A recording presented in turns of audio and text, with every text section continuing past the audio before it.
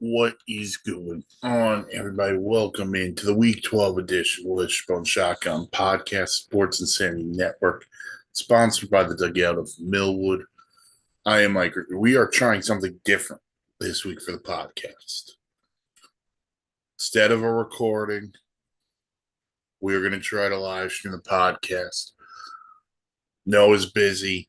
And I know Dan and Bill have had some success with SIP with this. We've done a lot of live shows. I want to try to do this podcast live as a live stream. We'll see how it works. Got a lot to go over. We got a quarterback change at Cleveland, a returning quarterback in Cincinnati. We'll get into. I want to talk a lot about the coaching carousel as well as we are coming down the stretch here. I want to start though with what I think is a total nothing burger that has kind of been blown out of proportion. And that's what took place Monday night at Madison Square Garden during Monday Night Raw.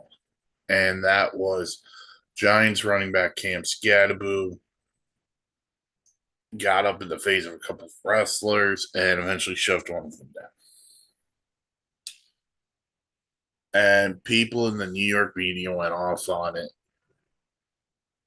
It's a bad look because he's out for the year and he's hurt. What if he re-injured himself? I totally get that. I totally get that there is a period where maybe he shouldn't do it. But pro athletes can go to these things. They can have a life outside of football. And Cam Scatterbo decided to go to a wrestling event at the world's most famous arena and was having a good time. He got confronted and obviously in a scripted segment shoved down an individual. So didn't assault anybody, didn't really have to get up on his feet.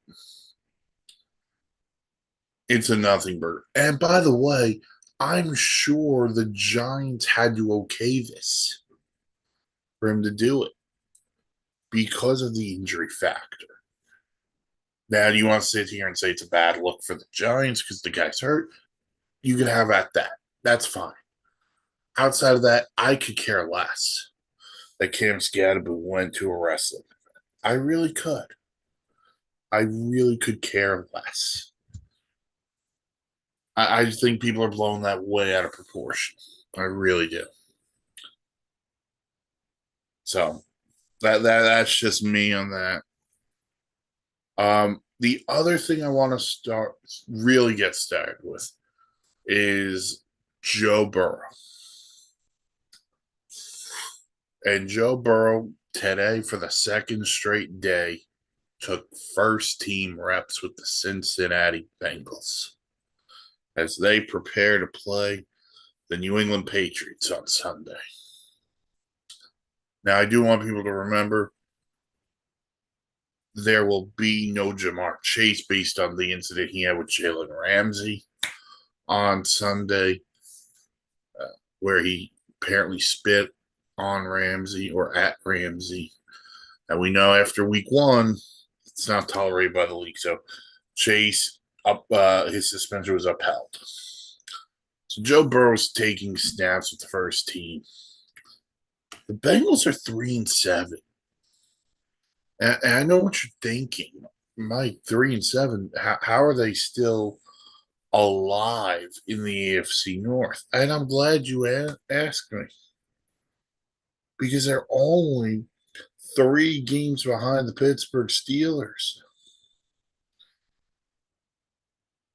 And they split with the series. They haven't played the Ravens yet.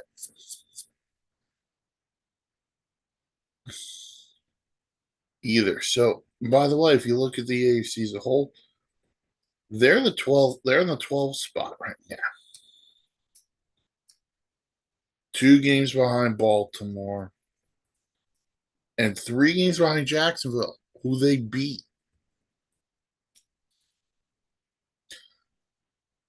remember they beat Jacksonville week 2. So they own that tiebreaker. So the Bengals can go on a run here with Joe Burrow. Look out, AFC. All they would need is their defense to actually, stop people. And if they miss, if the Bengals miss the playoffs, there's 2 games they're going to look at: the Jet game that they should have won, and the Bears game they should have won. Because they play New England this week, they play Baltimore on Thanksgiving night. Then it's at Buffalo, Baltimore. I was at Baltimore, the Dolphins, and then Arizona, Cleveland to close it out. So they could theoretically, if you're Cincinnati, they really can only afford to lose one more game. And it would, in my opinion, if it would be this week, and then they'd have to win out, or they'd have to get a whole heck of a lot of help going forward. Because they could easily split with Baltimore. They could lose that Buffalo game easily because of, like I said, that defense doesn't stop anybody, let alone Josh Allen. But then you get Arizona, Cleveland, Miami, winnable games, very winnable games for the Cincinnati Bengals going forward. So we'll see what happens there as Joe Burrow preps to play. I don't think he plays Sunday. I think he's playing Thursday night against the Ravens. That's just my gut telling me. And the other part of that is this. I wonder about Zach Taylor's job security going forward. Does he have to play Burrow in order to kind of save his job? That's going to be a big question, too. We'll get more into the coaching carousel in a couple of minutes, but very interesting conversation there. Joe Burrow coming back. And let's be honest with you. If the Steelers didn't leave the door open here for Baltimore and Cincinnati, we're not even having this conversation. But the Steelers left this door open because they don't beat good teams. Even the game Sunday against the Bengals, that's a close game till the end.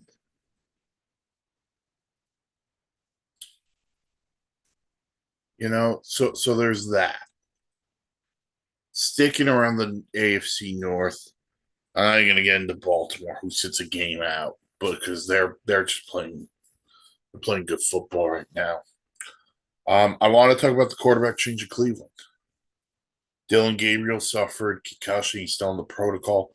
Shedeur Sanders will make his debut on Sunday against the Raiders. Well, his first start. He made his debut on Sunday against the Ravens, and it wasn't pretty. And I've heard people rip Kevin Stefanski, like, how is he not prepared, and this and that. Kevin Stefanski didn't have an idea he was going to come into that game. Kevin Stefanski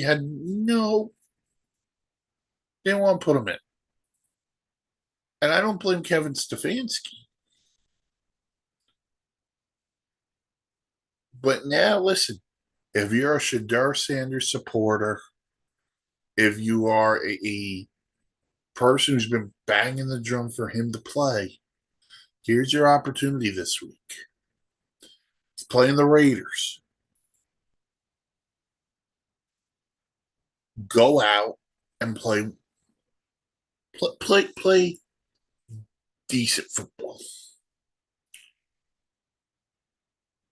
You just got to be better than what you were doing. And here's going to be my ultimate question. If he plays well, is it his job? Is Dylan Gabriel going to lose his job because of injury? Or if Shedeur is bad, what's going to be the excuse? Oh, Cleveland doesn't have enough weapons. So all these talking heads in the media want to say, oh, you got to give him a chance. You got to give him a chance. You got to give him a chance. Dylan Gabriel stinks. Well, what if Shedeur stinks? Is it the goalpost going to be moved from Dylan Gabriel stinks? There's David and Joku and Jerry Judy and a bunch of dudes catching the ball. Judkins has had a nice year running the football. Or the Browns' offensive line stinks. Are we going to move the goalpost? Dylan gave it for Derek Sanders. Are we moving?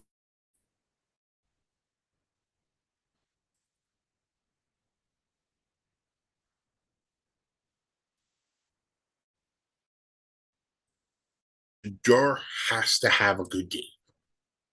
Let's see. 3 touchdowns for 100, and Cleveland wins. I don't care. I just want to see him play well. He has to prove it. But he's this.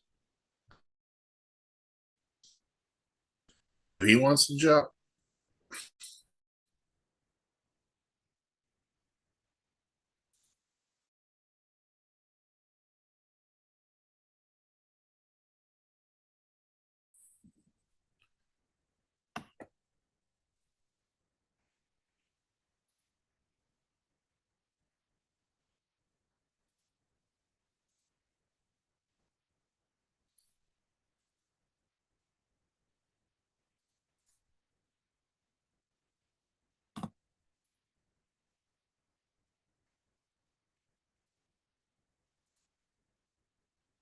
Okay, there we go. Sorry about that. A little bit of internet problems, but we're back. Hopefully, whatever you